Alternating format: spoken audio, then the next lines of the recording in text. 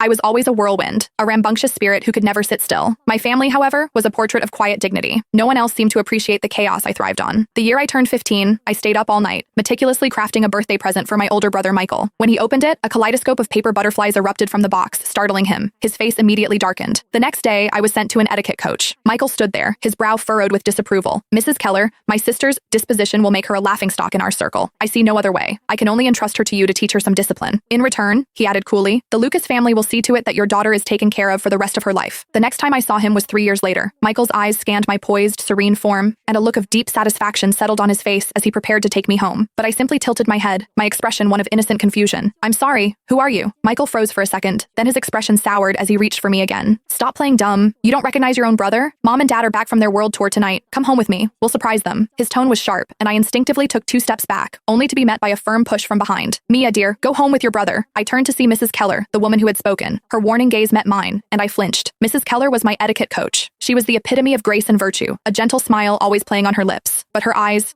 held a hidden threat. Remember to be on your best behavior when you get back. You don't want to be sent back here. I nervously wrung my hands, only for one to be taken in a firm grip. Michael looked down at me. Why are you sweating so much? Are you hot? I could feel Mrs. Keller's dangerous stare on my back and quickly shook my head. No, I'm not hot. Michael nodded, then turned to Mrs. Keller with a polite smile. Mrs. Keller, Eliza seems to be enjoying her stay with us so much she doesn't want to leave. I'm afraid it might be a few more days before we can bring her back to you. At the mention of her daughter, Mrs. Keller's eyes lit up. Oh, that's no problem at all. Let her stay as long as she likes. She can stay forever if she wants. These past few years, you found her the best schools, arranged for her to study abroad. I can't thank you enough. Michael gave a slight nod. You've taught Mia to be so well behaved. It's the least we could do. With that, he led me to the car, waiting to take me home. During the entire ride, I sat primly in my seat, a careful distance from my brother. My hands were folded in my lap. My back was ramrod straight. I didn't dare speak. Michael's gaze on me was soft. Excellent. You finally look like a Lucas heiress. It seems we should double Mrs. Keller's compensation. Soon, the car pulled to a stop in an exclusive gated community. Michael got out first, then thoughtfully circled around to open my door, extending his hand to me. I had been taught these courtesies. They were etched into my mind. I lifted my left hand and gently placed it in his palm. I stepped out, planting my foot firmly before gracefully exiting the vehicle. The smile in Michael's eyes deepened. Very good, Mia, he praised, but in the next second, the hand resting in his suddenly clenched. The sight of the villa before me was surreal and disturbingly familiar. A knot of dread tightened in my stomach. Michael frowned. What's wrong? Goosebumps erupted on my skin, but I had to maintain my composure. I quickly shook my head.